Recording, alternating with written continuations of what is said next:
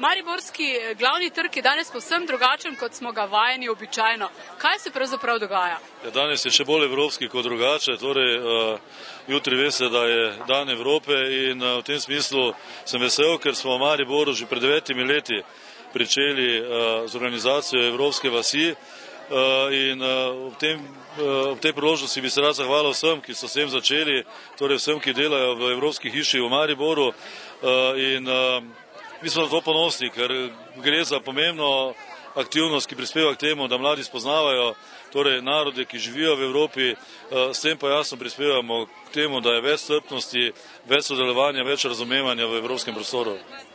Kako dolgo pa se pripravljajo? Jaz mislim, da letos sodeluje 27 šol, ne samo iz Maribora, ampak tudi iz okolice in mislim, da so priprave bile temeljite, glede na to, kar je danes za videti, torej tako temeljite in zelo dobre, glede na prikazano danes. Pripričal sem, da si bodo Mariborčani to danes z veseljem ogledali. Vi ste koordinatorica današnje prireditve. Ja, jaz sem koordinatorica prireditve in oziroma celotne področje Podravske regije. Pomeni, vključila sem vseh 27 šol, pomeni mariborske šole in pa šole tudi iz okolice. Recimo letos prvič se je vključila tudi osnovna šola Selnica ob Dravi, Miklavž na Dravskem polju, to so se priključile, tudi še nekatere mariborske so se na novo, tako naprimer osnovna šola Limbuš, osnovna šola Maksa Dorjave in te šole so sedaj tudi sodelujejo v tem projektu. Kako pa ste izbrali oziroma so si šole izbrali države, ki jih bodo zastopale? Države, nekatere šole so že imeli države, so imeli po 2 državi, vendar smo se potem nekje na sestanku dogovorili, nekje sprejeli kompromis, nekaj tudi kar določili in so šole potem dobile te države. Vedele so v projektu, kaj morajo pripraviti, torej pomeni letos je projekt inovativnosti, drugačnega pristopa, strpnosti, solidarnosti in so v bistvu na to temo pa želele prikazati države. Kulturo, kulinariko, posebnosti, zanimivosti in prijetnosti teh evropskih držav, ki tvorijo Evropsko unijo.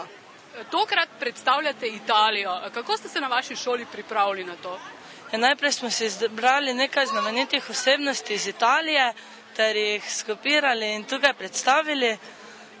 Nato smo si izbrali nekaj znamenitih jedi, kot naprimer solate, ki jih danes tukaj degustiramo. Naše punce tukaj barvajo maske ter stvari, ki smo jih vlili v maso. Tukaj imamo predstavljene tudi zelenjavo in sadje ter nekaj izloženk, zemljevidov in tudi pobarvank za otroke. Kdo si pravzaprav ti? Jaz sem Simon Knupleš iz Šentila, zdaj pa predstavljam Leonarda da Vincija. Si se moral pripravljati, kaj na to vlogo si prebral, kaj o tem umetniku? Sicer ne, ampak zdaj smo imeli nekaj slik, da smo pobarvali, tukaj pa sem samo zato, da predstavljam njega. Osnovna šola Selnica ob Dravi letos prvič sodeluje v tej akciji. Ja. Zakaj ste se pravzaprav odločili za Nizozemsko? Ne vem, jaz sem bila pri pouku, pa je učiteljica rekla, da bomo dobili Nizozemsko, ne? Pa smo potem pa začeli ustvarjati, kot se mlini te in tako dalje, smo začeli potem vse ustvarjati. Koliko časa ste potrebovali oziroma koliko ste se pripravljali? Več kot 1 mesec smo tako vse sestavljali, vse dolgo. Dolgo časa smo rabili, ja. Pa kaj te mline ste sami naredili, ne? Ja, pri tehniki, ti veš, kako smo naredili. Učitelj tehnike nam pomagal, pa mesar, pa hišnik, pa učiteljica, pa vsi iz A pa B. Kako se vam pa zdi sicer sama prireditev? Uspešna. Naša še sploh. Osnovna šola Martina Konšaka se je odločila, da se bo predstavila z Belgijo. Kaj je bilo pravzaprav najbolj zanimivo pri tej državi? Najbolj zanimivi so meni bili smrkci.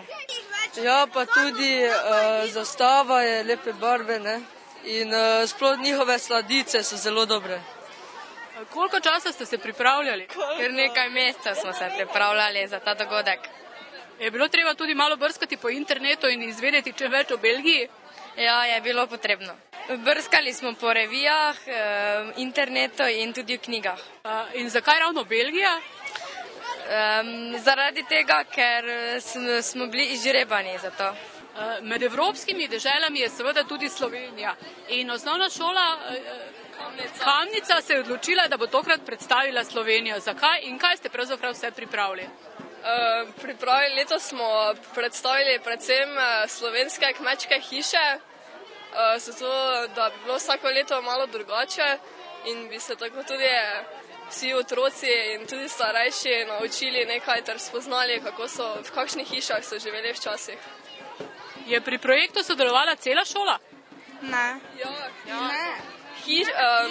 Hiše so delali učenci na tehničkem dnevu, mi posebna ekipa za Evropsko vas pa smo pripravili plakate. In kako se vam zdi vse skupaj kompleten projekt? Ja, meni se zdi, da je to zelo vredo, ker pač spoznavaš druge države in vsaka ima nekaj zanimivega.